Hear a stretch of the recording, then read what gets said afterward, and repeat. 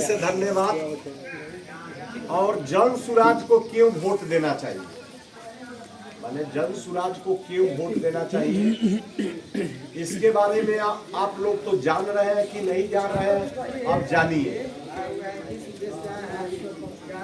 जन सुराज को इसलिए वोट देना चाहिए, जन सुराज को हम लोग इसलिए सपोर्ट कर रहे हैं कि हम लोग पांच संकल्प लेकर 5 से 6 संकल्प लेकर आए हैं कि बिहार को बदलेंगे।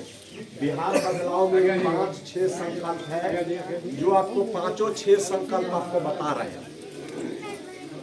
पहला है बिहार से पलायन। पलायन का मतलब बुझता नहीं हुआ ना, बुझता नहीं तो बोली जे यहाँ से बिहार से रोजी रोजगार ला जाता लोग बाहर, 10 से 12 हजार कमाए खातिर लोग जाता बाहर, बम्बई, कोई गुजरात जाता, कोई महाराष्ट्र जाता, कोई तेलंगाना जाता, कोई उड़ीसा जाता, लेकिन बिहार में कोई नहीं खेल हुआ वहाँ। तो सबसे बिहार के मुद्दा बा, सबसे बड़ा मुद्दा बा पलायन।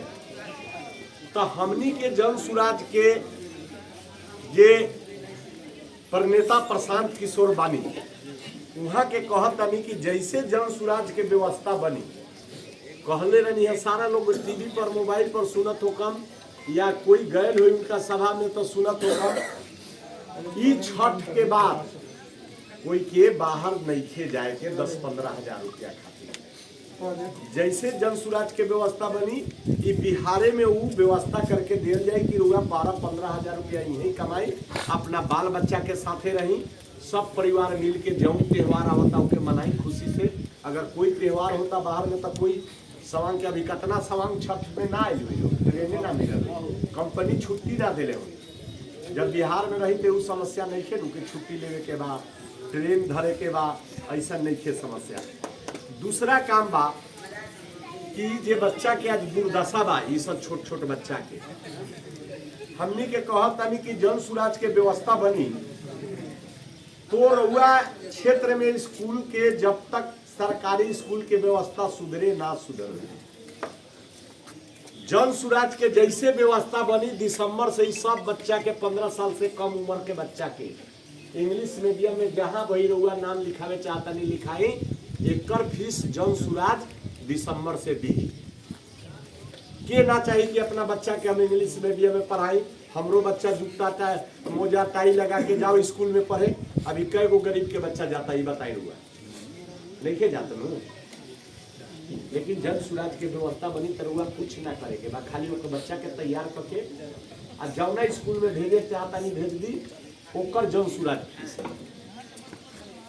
तीसरा बात महिला लोग ला सबसे अच्छा व्यवस्था रउआ जान ली कि आज कौनो जीविका में हो खमरुआ लोग कोई हुई तो 10,000 रुपया केकरो आयल है केकरो ना आयल हुई, वो बिजनेस करे खातिर दिला।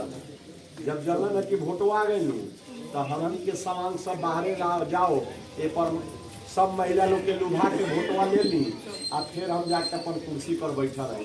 आ 6 महीना के बाद जब रउआ लोग के सर्टिफिकेट एगो ला लावे लगी सूद ब्याज जोड़ के, ये रउआ लोग किस्त ना जमा करता, आ जैसे किस्त ना जमा करता नहीं तो रउआ लोग के सिविल जब खराब हो जाए तो केकरो दुख सुख में अगर चाहे कि 10 गो रुपया बैंक से लोन ले ली तो पानी गिलास रुपया फ्री में ना दिला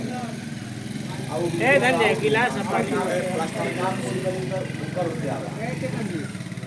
हमनी के जन सुराज कहली है कि ना महिला लोग के अगर सशक्तिकरण बनाना है तो हम लोग 1 लाख से 5 लाख तक लोन देंगे वार्षिक।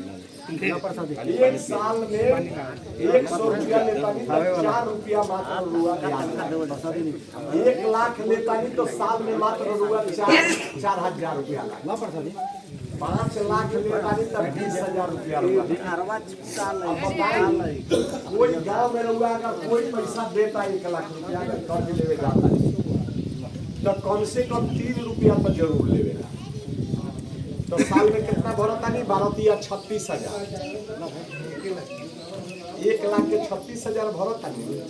अगर जन सुराज से 5 लाख लेता नहीं रहुआ 5 लाख लेता नहीं तो कितना देवे के पड़े ना ना वो 20,000 नहीं, 5 लाख लेता नहीं तब 1 लाख रुपया देवे के पड़ी। 5 लाख अगर 5 लाख